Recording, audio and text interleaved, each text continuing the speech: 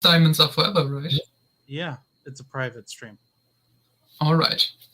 Hello. So you- Welcome to the beginning of the 70s of James Bond.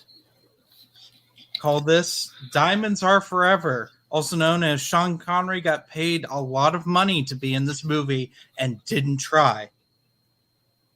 Yeah. But also the first Fleming book to not outdo its predecessor.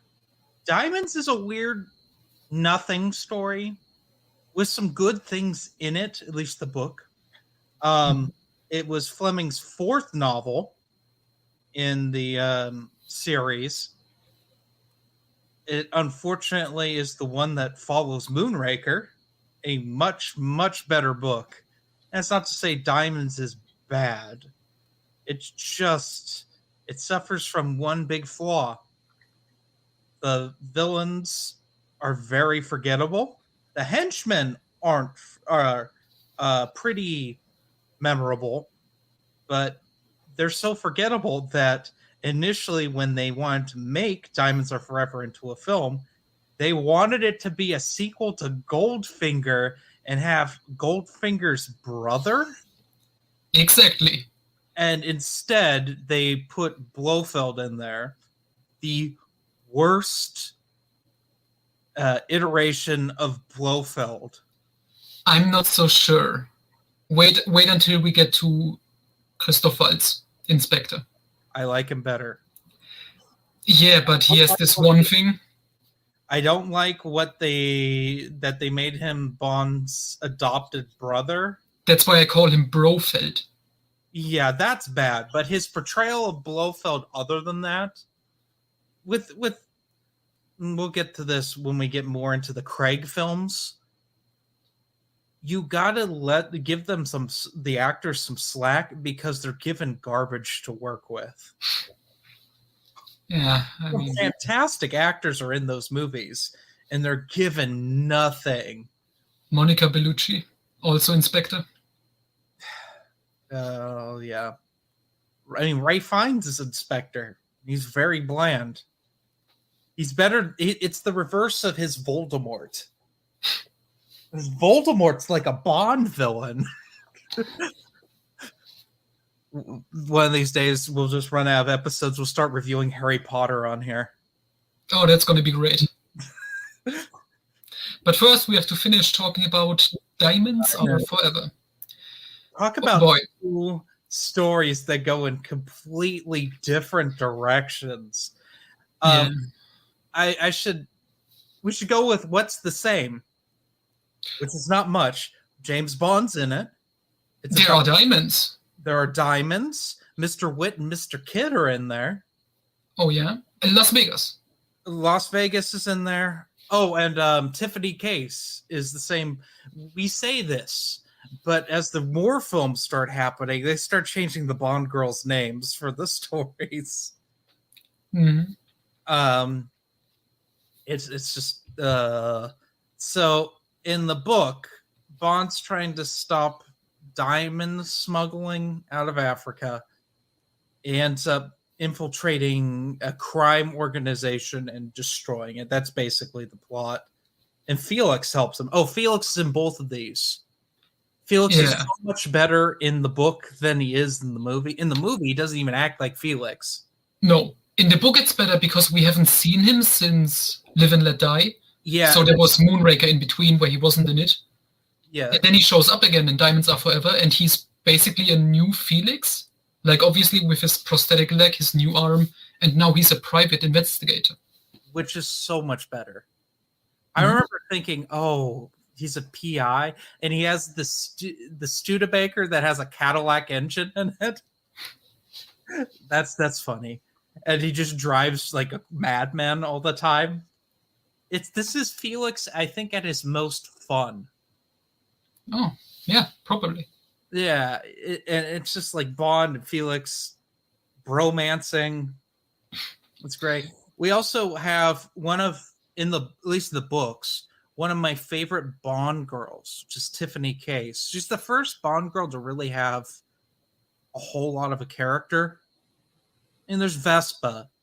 Vespa has a character, but we find out a lot about her character after she's dead. Spoilers. But like in this, we find out she doesn't like men because she was horribly assaulted by a bunch of them. It's just really sad.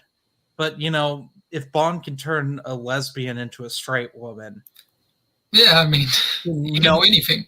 He can do anything. Super. This is why people don't like these books. That's a prime example of it. But in the movie, we open with Sean Connery. This is one of the better openings. It's like one of the few things that's good about this film. You got to put it on a scale, Noah. Yeah. Normally, this would be freaking stupid, but it's Connery, and he's like, "Where's Blofeld?" He throws a dude through a paper wall in Japan, and like he strangles a woman with her bikini top. Yeah. With the one guy in the casino hit me, and then Connery actually hits him. I mean, it's stupid, definitely, but I don't know. There's already some weird stuff in there. Mm-hmm. Like, did you notice when he says, you know, my name is Bond, James Bond? It's sped up. Yes. Like, obviously, and I don't know why. And it's not. It doesn't match up his blips at all.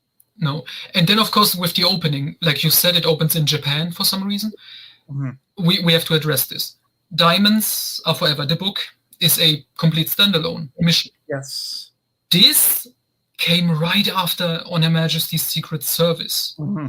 Because the filmmakers were idiots, mm-hmm. and they did You Only Live Twice before On Her Majesty's. So there's no trilogy here. So they just said, you know what, next up, Diamonds. So this opening is kind of intended to be a sequel to The End of Majesties. That's why he goes after Blofeld in this one. Yeah. But you can also interpret it as like, forget Majesties ever happened. We start in Japan. This is a sequel to You Only Live Twice. Yeah. It's so weird that they initially didn't want to deal with On Her Majesty's Secret Service because it made significantly less money than any of the other Bond films had at that point. Still a lot, but still a hit because there's never been a Bond film that bombed at the box office. Even Die Another Day made a bunch of money, just not as much as they wanted. And I think the tone, they didn't want to go dark again. No, obviously not. Even in the trailer, there's one line. They say like, oh, James Bond is back. And we are back to what great movies are all about. And this is, in their eyes, a great movie, apparently. It's so bad. It's whiplash. Yeah. Utter whiplash. And you can tell Sean Connery doesn't like this one bit. They've taken pretty much all the edge out of his portrayal of Bond. This is like, it feels like a Moore film. A Moore film? Like a Roger Moore film. Oh, yeah. Yeah, very, very much. It's very slapsticky. Yeah. It's written for stupid people. Yeah. Because the 70s are the beginning of the identity crisis. Yes. And this is also the first in the Mankiewicz trilogy, written by this one screenwriter, who came back for Live and Let Die and then Man with the Golden Gun. And I mean, I don't know. This is like, they wanted to do Goldfinger again, obviously, because that was the biggest success. But this is like Goldfinger if they didn't try. Yes. It reminds me of A View to a Kill. Oh. They're both very similar in the not giving a crap. And the complete lack of energy. The complete lack of energy. It's two of the biggest Bonds, their last films. I mean, technically, Sean Connery came back for Never Say Never Again. But like, what was the better swan song? This or Never Say Never Again? Never Say Never Again, by far. Because Sean Connery tries in that. Oh, yeah. Because he hated the broccolis. This is Connery's worst Bond film. Easily. His acting is horrible. It is clear he did it for the money, but didn't want to be there. He has no chemistry with any of the other actors, period. Mm-hmm. He just looks miserable. And he has a terrible toupee. Oh, yeah, that's another thing. Well, first of all, Connery went bald at a young age. So I think in all the Bond films, he has a toupee. I think so. But the thing is, if you told me this before, I wouldn't have noticed it. Like Dr. No from Russia with Love Goldfinger looks good. Like you wouldn't know it. It's also a different film stock, and thus that's the thing. I've talked about this before with the earlier ones. I know we're getting off topic, and I'm trying to power through this awful shit show. But they're a different film stock. They were cheaper film stock, so they didn't remaster very well. It's not till Thunderball where you really get to notice things, but Thunderball is made really well. You Only Live Twice, for how bad it is still made really well. This is not. It's so bizarre because it's like it wants to be big like You Only Live Twice, but they didn't have the money to do it. Obviously not, because they had to pay Connery. Yeah, so it looks cheap. This is one of the cheapest looking Bond films that's made by the Broccoli's. And this came right after On Her Majesty's, which just makes it look worse. And that one was scaled back quite a bit, but that movie is art. Like, it's a really well shot film. I forgot to mention this in our On Her Majesty's talk. There's a scene where Bond fights some guys, which is terribly done because George Lazenby couldn't fight, and he gets into the room and he's holding the knife like he's going to throw it. Yeah. Perfectly framed. You don't get a single shot like that in this movie, in Diamonds Are Forever. There are no shots that Bond looks cool. Not really. I mean, there are attempts at shots where he looks cool. Like when he stands on the elevator that goes up and he's like, checking his flower and stuff. And that's supposed to look cool. And in concept, that's a cool thing to do, but they've already done that. They did that in Goldfinger when he removes the scuba suit and has the tuxedo underneath. Better shot. Oh yeah, this is my problem with Guy Hamilton. I don't think he's a good director. I think he had luck with Goldfinger because that was a solid script. Yes, but this isn't. We brought up certain things that don't work in Goldfinger, like Bond and his no chemistry. Oh yeah, that's true. This female, which you can say it's something they also try here, because obviously the main Bond girl in both films is supposed to be more independent and come across more like a badass and this sassy character. Let's get into that. Yeah.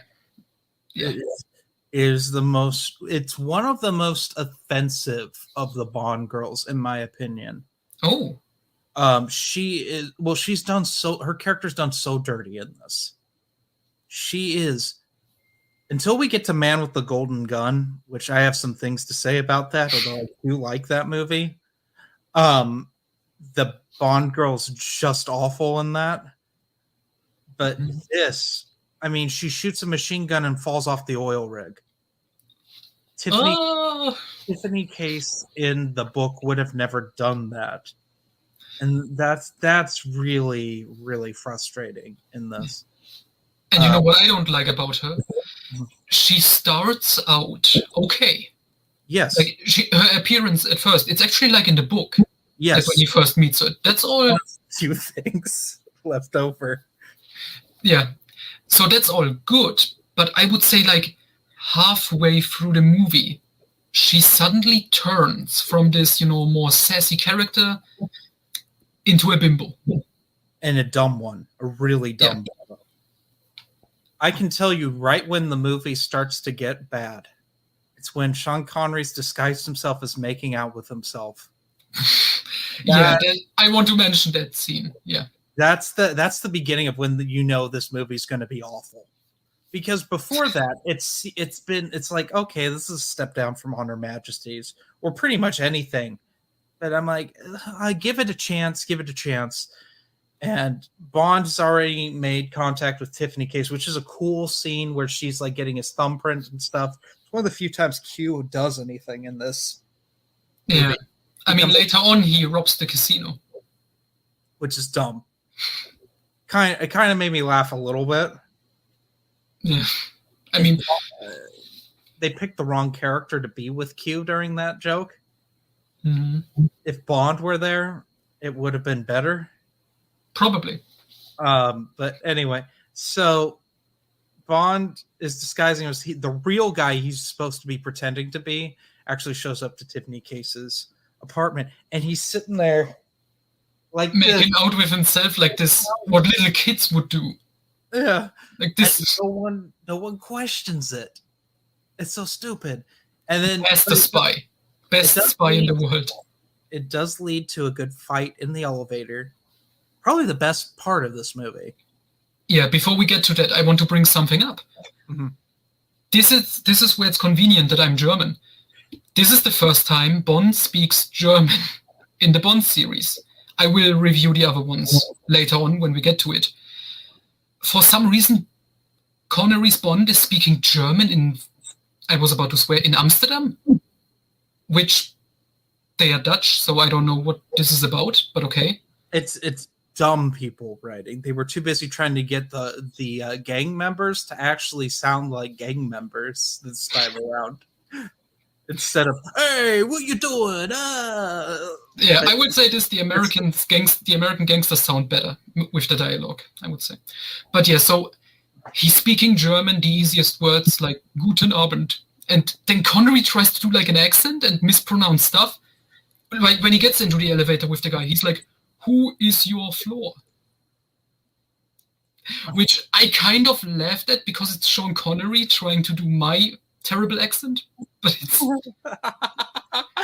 so weird. But we get a great, really brutal fight that just doesn't feel right in this film. Mm-hmm. It almost rivals From Russia with Love. In fact, it's supposed to be shot like the brawl at the end of that. Mm-hmm. But it gets ruined when Sean Connery sprays him in the face. Yeah, and then when he swaps, bullets clearly her, but Tiffany Case is too stupid to realize. Yes, and then we get the great scene when she pulls out his what is it, like a Playboy card? Yeah, it's like you're a member of Playboy. I guess that was the thing in the 60s and 70s. Yeah. And she's like, "Oh my God, you just killed James Bond," which brings up a lot of questions.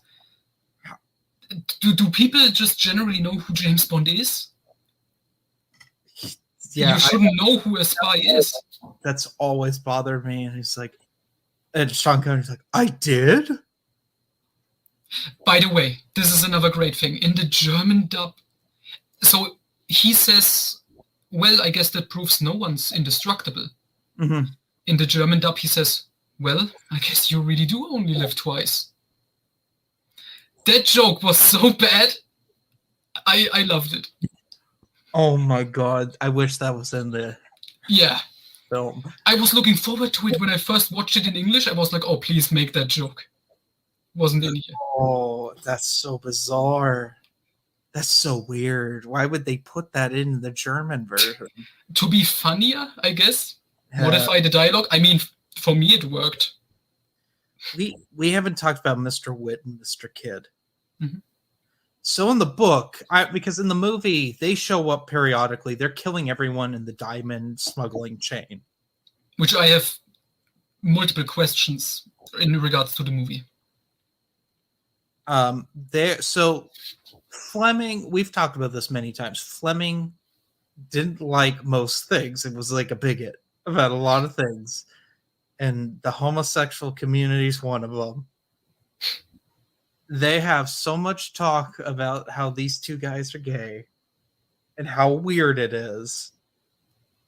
And it's just bizarre. But they're creepy in the book. Oh yeah, they are effective assassins, definitely. They're very psychotic. They're very creative. Mhm. As I recall, they're the reason that Jockey gets smothered in hot mud.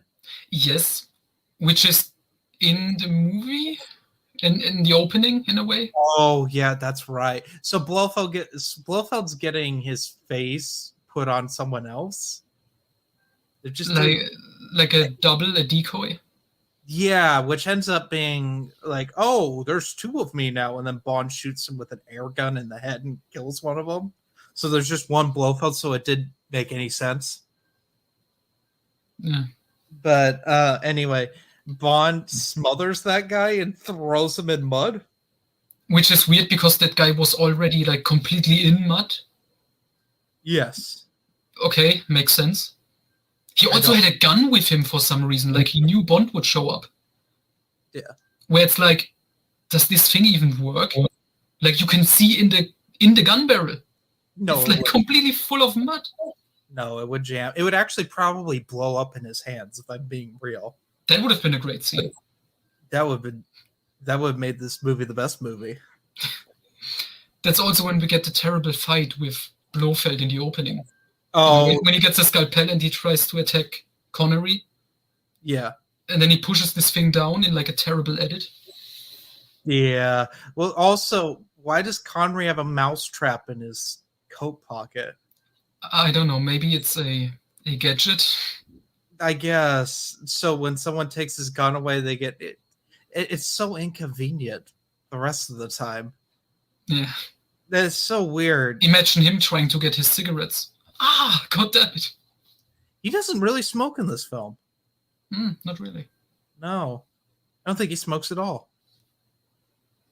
This is the only Connery film where he doesn't smoke. This is the first Bond film with no smoking in it. Before we get to Brosnan and his filthy habit. Yeah, I don't know. It's just weird. But this movie's just bizarre. But anyway, Mr. Witt and Mr. Kidd speaking one-liners in the movie. Yes. Some of them work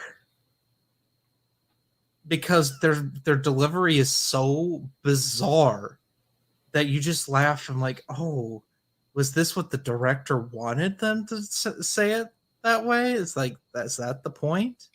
Yeah, I think what they tried to do was make them like seem psychotic and weird, but also kind of humorous, I guess. And I mean, it works some of the time. Yeah. I'm just thinking of their demise at the end. Yeah, which very Austin Powers-esque. Yeah. Anyway. Which, by the way, we should mention with them being gay, since you talked about it. In the movie, it's not really talked about that much. No, they didn't know how to approach it. No, which is actually good, like in terms of like. In the book, it's very rude. Yeah. I believe that the what's that Blofeld? Ian Fleming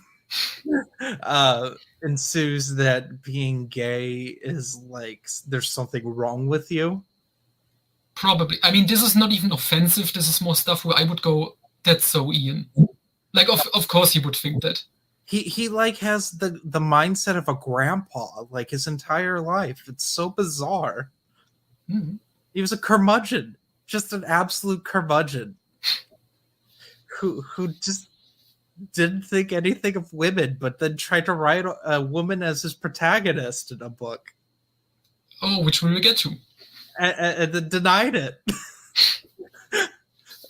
It's just bizarre. Anyway, so we got to get to Blofeld's plan. So Blofeld's pretending to be this guy that lives in the penthouse of this casino. What? I was about to say Walter White. Willard White. Willard White. Willard White is the biggest hootin' tootin' Texan that has ever been a Texan. And he's the worst. I fucking hate him. Like a lot. Now you swear it. Now we're gonna get the explicit tag. It's fine. Okay. These are just going to be explicit. I hate this guy. He's so annoying. And he's really, really dumb, but he's not supposed to. But anyway, Bond's trying to figure out why he wants these diamonds or whatever. And he ends up stealing a moon car for some reason. In like an Area 51 type thing, where they fake the moon landing? I don't get it. I think they're training for the moon landing. This was 1971, though. This is... Like for another moon landing. I don't know. I don't know. He steals the moon car, and then he steals the three-wheeler. Yeah. By the way, we should talk about that chase scene, because up until now, it's the worst in the franchise. Up until this movie, at least. That chase scene, Bond, like, literally watch it. He's just driving straight forward through the desert, and they are behind him in cars and three-wheelers, and they just drive off cliffs and fall apart and explode for no reason. Like, Bond is literally doing nothing. He punches a dude once and takes his three-wheeler. At the end, but that's it. Meanwhile, we have... I don't know, is this controversial with you, but I think this is so far the weirdest, if not weakest, John Barry score. It's fine. You also are coming off of Honor Majesties, which takes a lot of risks and is more experimental. Yeah, but this one I noticed during this... Shirley Bassey's song's really good. Yeah, agree. It's my favorite of hers that actually made it into one of these films. But yeah, it's very bland. I do like Mr. Witt and Mr. Kidd's theme. Yeah, that's also good. I mean, I don't say the soundtrack is horrible or something. I'm just saying it's bland. Some of this stuff is not just bland, but weird. Like this chase scene in the desert. The only instrument playing is like a xylophone or something. It's like... It's so weird. Yeah, it's bland. It's super just... But there's a better chase, the car chase. In Las Vegas? Yeah. Okay, there are a lot of details with that chase. That's where they spent their money, but they're like, this chase doesn't go anywhere. It's like they drive 2 blocks over and over again in a circle. Which you can see the bystanders just standing there watching the filming. Which they later reshot some scenes because they realized, oh, people are watching. And then we get one of the most famous Bond movie errors with the car going in sideways. Yes, and it comes out the other sideways. Yes, they reshot that one because there was a bunch of people standing around watching at first, when they first filmed it. So the second time they just, fucked it up. Yeah. But it's weird that they would reshoot it because there's so much else in this chase. You can see dozens and dozens of people standing on the sidewalks like, oh, they are filming a James Bond movie here. Look at all these police cars running into each other because Bond keeps driving in the same circle. Oh, yeah, we get what's his name? J.W. Pepper. Yes. Although this guy, he's not so bad. He's just mildly dumb. He's not a dumb hick. Oh, God. I forgot that we have 2 films of that guy in a row coming up. Oh. But, yeah, anyway. So Bond and Tiffany get back, and Bond sneaks out because Felix put him in timeout. This is... we had Dad Felix. We're going to have Bland Felix in the Living Daylights. We have Cool Felix. This one just sucks Felix. Yeah. He's just weird. I think they casted him specifically to make Connery look better. Because Felix in this is also like this small elderly guy, not really fit.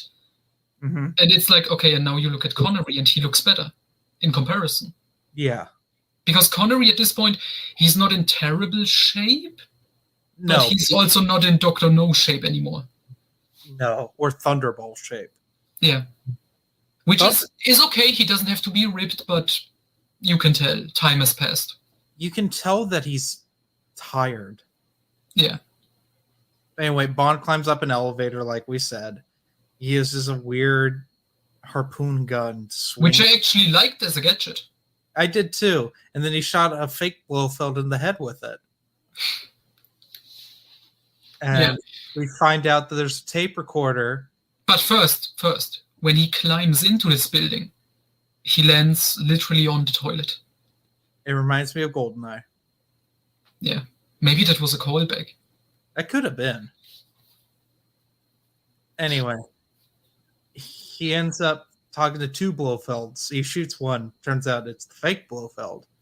Because he also has a fake cat for some reason. I don't know. So many cats. They're so adorable. Anyway, so Blofeld's big plan is to put a diamond-powered satellite that shoots laser beams at the world to hold the world for ransom? Yes. Again. Yeah. Again.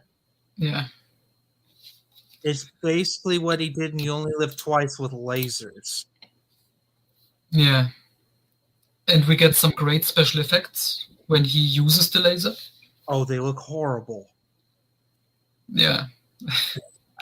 When this Chinese base blows up, it's so amazing. Just, oh God. I mean, what is the worst laser? This one or the one in Die Another Day? Die Another Day. Okay. This is used at the bare minimum. Because they didn't have a budget? Because they didn't have a budget. And even if they did have a budget, it would have looked bad still. Mm-hmm. ILM didn't exist yet to fix things like this. Oh man, but what I want to know with this laser and the diamonds and stuff, it's like, was Blofeld really behind it all? Or was there a separate diamond smuggling operation going on and he infiltrated it? Because why do Mr. Wind and Mr. Kidd, who are his henchmen, like his direct henchmen, why do they kill all the other people involved in the actual smuggling? I think he infiltrated it. That's the only thing that even makes remote sense. Okay, so maybe the villains from the book still exist and they were never mentioned and got away. Probably. I don't know. It was really confusing. By the way, speaking of the villains, we have one of the American gangsters. Yes. He's the one who orders his men to throw Plenty O'Toole out the window. Oh, God. Yeah, Plenty. I'm Plenty. And Bond says, oh, well, of course you are. Which, that always gets me. That's like one of my favorite one-liners to Bond meeting a girl with an awful name like that. Oh, he does too in View to a Kill. I'm Jenny Flex. Of course you are. Uh-huh. Yeah, that's always good. Roger Moore was the king of that. That's like a positive more. But yeah, one of the gangsters, he will show up again. Probably the same character. There's nothing to contradict it. In the beginning of Man with the Golden Gun. He is the gangster who gets killed by Scaramanga in the opening. Oh. Interesting. Yeah. I never knew Same that. actor, same outfit. So same character as far as I'm concerned. We got to go back to the book here real fast. Mm-hmm. We got to talk about the boots. So Bond's infiltrated this gang. They kind of realize who he is, basically. And the main villain of Diamonds Are Forever, the gangster, has Mr. Witt and Mr. Kidd put these steel-toed boots on, and they proceed to kick the ever-living crap out of Bond for, like, hours. Just kick to the point where he can't even walk. And Tiffany Case has to drag him. And they get on a handcart, and they, like, escape this train. But they derail the train. Yeah, they derail it, because this bad guy is obsessed with, like, the Wild West, which is a fun character trait. I would like to see it in a movie someday. But yeah, because in the book we didn't even mention it. Our main villains, we have two. Yes, right. We have the brothers, Jack and Serafimo Spang. And the gangsters, they are called the Spangled Mob or something. Yes, something like that. And they're very, with the exception of the Wild West obsession, they're very forgettable. Yeah, we meet one of them, Jack or John or whatever his name was, who poses as like a legitimate businessman. Mhm. Bond goes into this diamond shop or whatever at the beginning and meets him once. And then we have this chase on the train with Seraphim or Spang, the other one who dies. Yeah, because they derail the train. And Yeah, then but they don't really have like any bigger scenes and don't really leave any impression. Just at the end, Bond goes and guns down the other one in South Africa. Oh yeah, when he's in a helicopter. He's in a helicopter, which feels tacked on, but it's clear Fleming wanted to end it. Yeah, by the way, did you know, when we get to the part with Bond and Tiffany on the boat, that was all added on later by Fleming. He wanted to end it after the train thing. Really? But his publisher said, I don't know, this is too short, this is not that great of an ending. No. Give us some more. I'm glad. Oh, we gotta get to the oil rig. Yeah. Okay, wait. Let's just count. The oil rig in this. It's supposed to be the big villain lair. What did we have before? We had a volcano. We had Pitt's Gloria. And now we have this. At just a plain oil rig. This is a detail, an office where Blofeld sits with a bunch of like Japanese symbols all around. Which, again, I guess we also see them in Willard White's office, a bunch of Japanese flags or whatever. And it's like probably a callback to You Only Live Twice, because Forget Majesties happened. We also saw Japanese stuff in Majesties, by the way, but I don't know. It's weird. Yeah. So Bond gets there through an inflatable balloon that is dropped from a plane. And then he has a fake tape that he's going to put in the computer, but he ends up giving it to Tiffany to put in after he had already swapped the tapes. And he sticks the tape in the back of her bikini bottoms. Oh yeah, Tiffany Case is kidnapped by a in drag Blofeld. That should be. Which for some reason she decided to follow because she noticed the white cat, which should mean absolutely nothing to her. Yeah. And yeah, it's Blofeld in drag. With a wig on, with makeup on for some reason. It's strange. I don't know why he needs to. I guess he's still a wanted criminal, but yeah. I don't get it at all. But anyway, so Blofeld has kidnapped Tiffany for reasons. Yeah, and then she's just lying around on the oil rig in a bikini, sunbathing, and apparently she's having a great time. And so Bond switches the tape. She switches it back, thinking that he told her to do that, and then he calls her stupid. Yeah, you stupid twat! You put the real one back in. Yeah. So. And then we get one of the best Blofeld lines when she's there and she's trying to put it back in, and like you said, it's basically at her ass, and Blofeld is like showing some more cheek than usual, aren't we? Yeah. But trying to make Blofeld funny is probably a big mistake. Yeah. So anyway, Felix shows up with a bunch of helicopters. They attack the oil rig.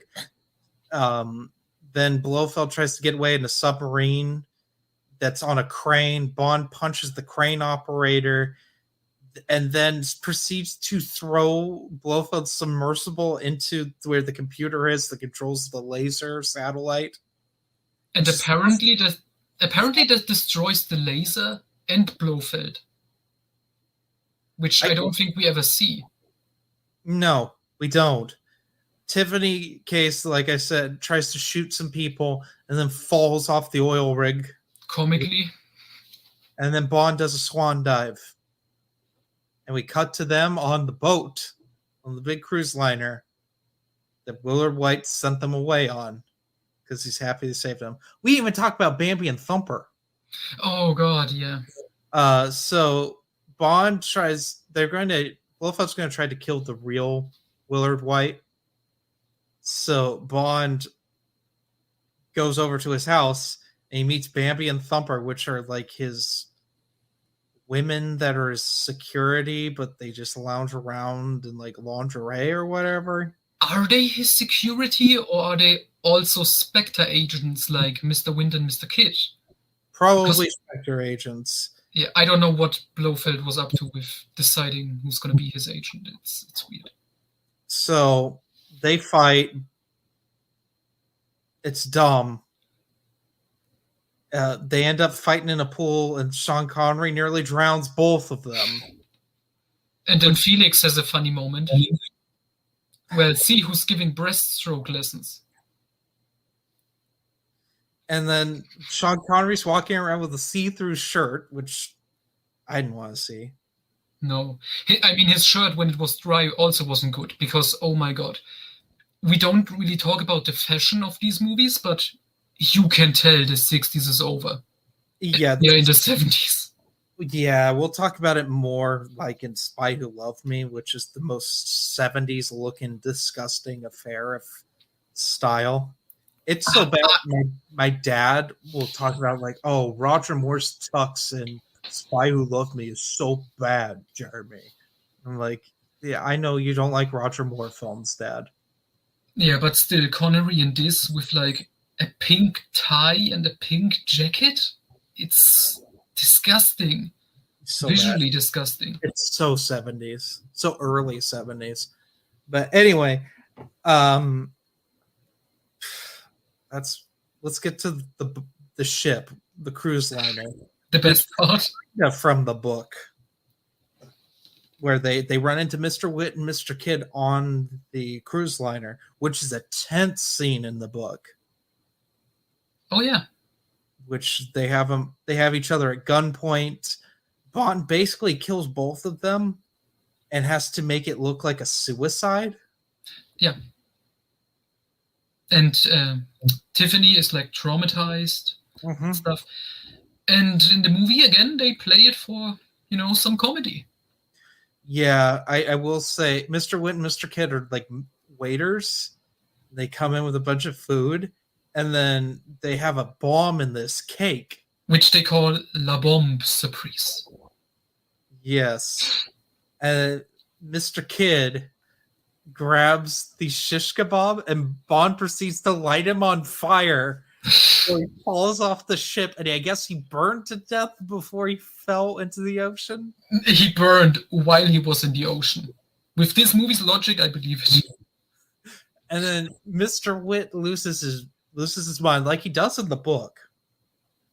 And Bond proceeds to grab him by the coat and give him a wedgie with the coat, which he makes a horrible sound. And then he ties the bomb to the coattails and proceeds to flip him overboard, where he blows up in the ocean. Yeah. And by the way, we should also say, like, it's Mr. Wind, right? Mr. Wind. Mr. Wind. Yeah. When he gives him a wedge, like, between the legs, Mr. Wind is like, ooh. Like a very pleasured noise. It's like... Yeah. Oh, they make a joke. It's like, that's a lot of aftershave you all have on there. And I've smelt it before. Oh, yeah, because they threw Bond in the mortuary scene, which we didn't talk about because it's dumb. But Bond gets thrown in a coffin. They try to light him on fire. Which could have been a tense scene, but it isn't. And then he's just pulled out. Yeah. Oh, then we also get a Shady Tree. Also such a fascinating character. I don't even remember. It's the old guy with the weirdest, like, voice. These goddamn diamonds are phony. Oh, yeah. The one that Mr. Witt and Mr. Kidd end up killing. Yeah. Yeah, and he's like a comedian, and he's like a gangster, and he runs a casino. Yeah. That is one good joke. Because one other Spectre guy, I think, comes over to Mr. Wind and Mr. Kidd, and he says, okay, plan has changed. We need Shady Tree alive. And Mr. Kidd is like, oh, that's most annoying. They kill him anyway, or he's already dead. Yeah, he's already dead. Blofeld's help just gets worse and worse in every movie. Yeah. We had Irma Bunt before. She was great. She was great. Should have kept her. Yeah, we never get an ending to Irma Bunt. Which is a shame. I think it's because the actress who played her died like a few months after Majesty's yeah. Just recast her. Like they recast Blofeld every film. We also need to get into detail with Blofeld because we've seen him before. Again, and he looks different. Yeah. He's the tallest Blofeld, if I'm not mistaken. I think so. He's also the most British for some reason. Well, I mean, if we count Max von Sydow, it was Blofeld. I think it was Max von Sydow who was Blofeld in... Yeah, he was. In Never Say Never Again. Never Again. Yeah, but this Blofeld is played by Charles Gray. Yeah. We all remember from like 2 movies ago as Dicko in You Only Live Twice. Terrible Dicko. Yeah. A terrible Blofeld. That's why I call him... Yeah? Brofeld. Brofeld is Christoph Waltz. This version, this discount Goldfinger, he's Diamond Finger. Diamond Finger. There we go. Diamond Finger, because he's his brother. So he was supposed to be the brother. Oh, Lord. Remember when we read License to Kill? Yeah. That was so much better than this. Definitely. I can't wait till we get to talk about the Dalton movies. Next year, maybe. Yeah. I mean, we have a lot of good Moore stuff. We do. We're in the early Moore. Early Moore is good Moore. Late Moore is hit or miss. And the misses are bad. But anyway, that's about it with Diamonds. It's a weird one. You know what I noticed this time? Because obviously No Time to Die is finally out. Spoilers, It sucks. I mean, I see it next week. You should go see it. You should go see it so we can do a stream and talk about it. First impressions of No Time to Die. I will when it's leaked online. Online. Okay. But what I noticed this time, they brought Connery back for this one film. They had to cut the budget of the movie, which you can tell in almost every scene because they had to pay Connery. They must have known that's his last time playing Bond. Yes. They cannot get him back. And with Craig, we get a definitive ending. And I wonder, why didn't they do something like that for Connery? Because if they wanted to, like they must have known, okay, this is his swan song. We can't get him back. But they didn't do anything. They just gave him a random mission, which it's a bad movie overall, but it's, I don't know. I think they were done with him as much as he was done with them. True. He was probably really hard to work with at that point.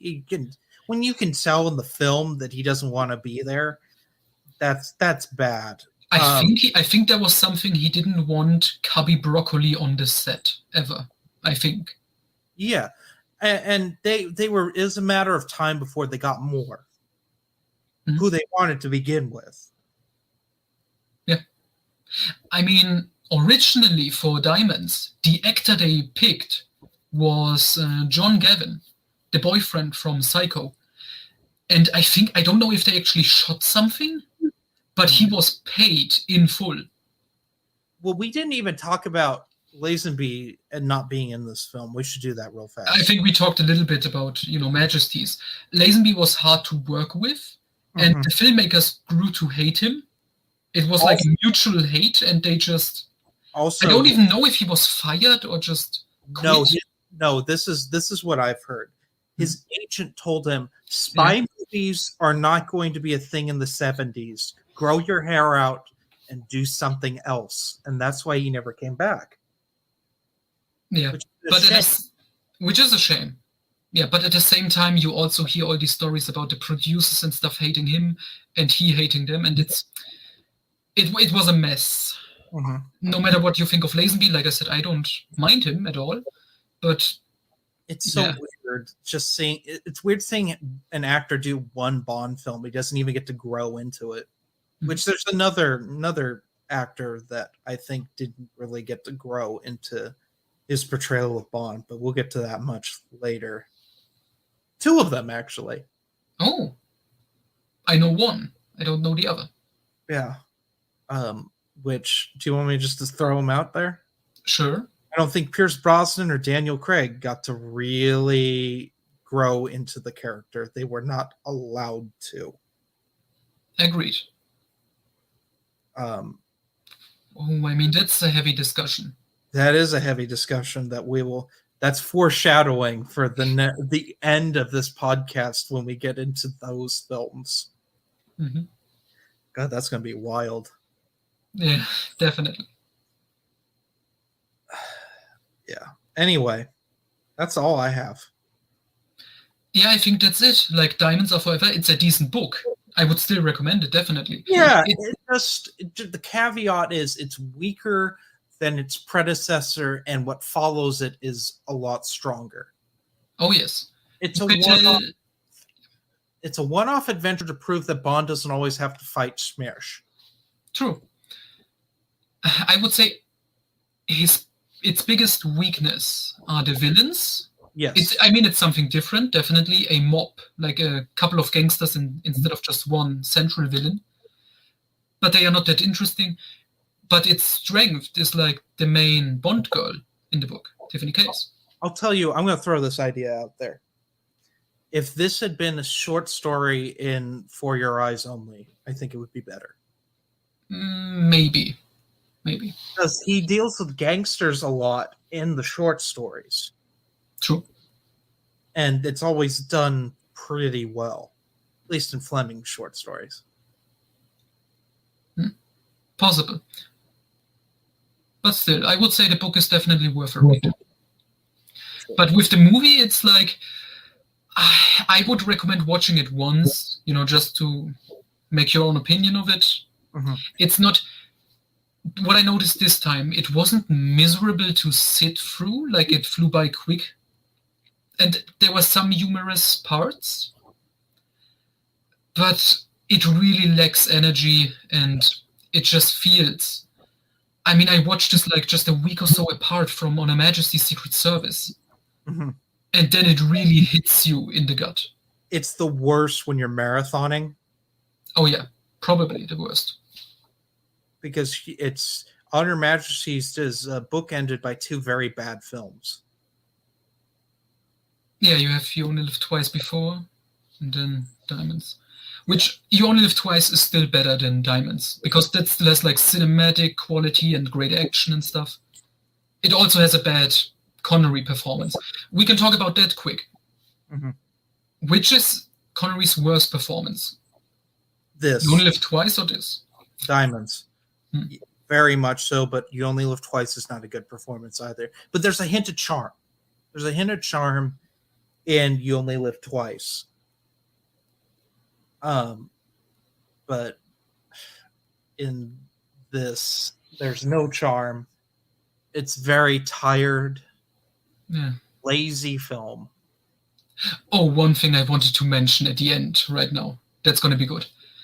So we talked about how they tried to forget Majesties. There's one joke in here by Moneypenny, which is really horrible if you watch this in context. Yeah, she's like, what was you like, a diamond ring? Yeah, she's saying like, Connery is like, okay, what can I, bring you from my trip to Amsterdam? And she's like, a diamond in a ring. And Connery, he gives her this look like, some time's passed, but like not enough time for that. Yeah. Moneypenny is a horrible person. Dalton would have never put up with that. Just saying. Dalton Bond, 20 years after, is still not thrilled with that. No, He goes after a drug empire, like, all on his own, just because his best friend has the same experience. And loses an arm and a leg because he disagreed with something that ate him. Yeah. But anyway. Okay, concluding words, I wish Diamonds was License to Kill. Would have been appropriate. Yes. Yeah. But they didn't want to go dark again. Nope. Gotta cash in. Lighthearted tone, comedy adventure. Which is fine, but not executed well. Yeah. So, anyway. Join us next time as we jump into the Moore era with Live and Let Die. The movie we are named after. Yes. I almost started going into the Paul McCartney and Wings song, but that's... no one wants to hear that. Anyway. Later, dude. Bye. Stay Gucci, everyone.